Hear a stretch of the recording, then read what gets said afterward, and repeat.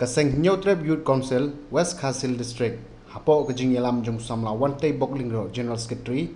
Mantagasngi Gilalek Bania Kando UDC ke West Khasil Subah Garot LS Andais, Ban Ujor Persya Eka Karkhana MSMD Fero Aloy Hariwiang, Kabar Penyang Temai Hak Tege Jaka, Klem Kajing Kot Bat Pensngowi Kajing Yalang Pajba Lane Ka Public Hearing. Kaseng Galada Waru no DC Bon Shim Kia Ban Peta Eka Karkhana Begide Ban Penbiang Iki Kendon Any Hasyo Ban Penyang Hakatan, bat kamtam pada kot penlongi ke public hearing. Lem kamta nakaliang jong keseng keladawan udisi bade ban pak senge no sisendon ni ketika karkhana. Nakaliang judisi lo pen senge usik di kot jong keseng bay ketika karkhana yang mentang la pen senge no. Namar ke jeng pepala jong kawan penbiangi katu kat ni kot ki badon kam. Bat nakaliang jong keseng kandang yai budien ni ketika karkhana. Di hakadika jamit nakaliang jong kum ka HYC West Khasil District di lawan yang kedua buat udisi. Bat hakadi ka jingone kedu jongi di sini lawan bu ya kadi jing thok hakmat di DC hakabedi bat ka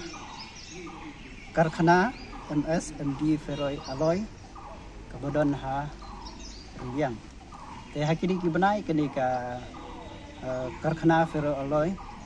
kala tri syat kala sedang menbuk hangki ha po so lat jeru kabodai ha po riang di nakliang jungi kaseng ni tabda kejing lengo ba kungu ka karkhana kelas suyat untuk klem kanu kebayat yang bagi prosedur kontrak kam di hakadi kejing manbu si jungi audisi kalong ba ngidawa na audisi ba abdi ba ketika jingdon jo katu karkhana ang thi kalong ba di ban pesangai suan kat ba 4 bu ya ke public hearing di ngitip ke public hearing kadai kan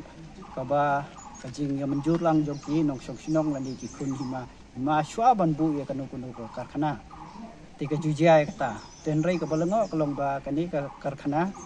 kelasyu setting itu di ngimla ban priang kumga jingong disi nama baya menta kemud ba dan pesange dan sipo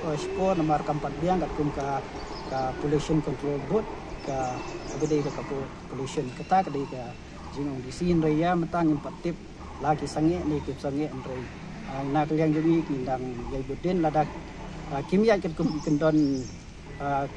an kibede ke jugu bomta ka ba ka bayade ro ba kinong sedang nak yang jadi kindang sange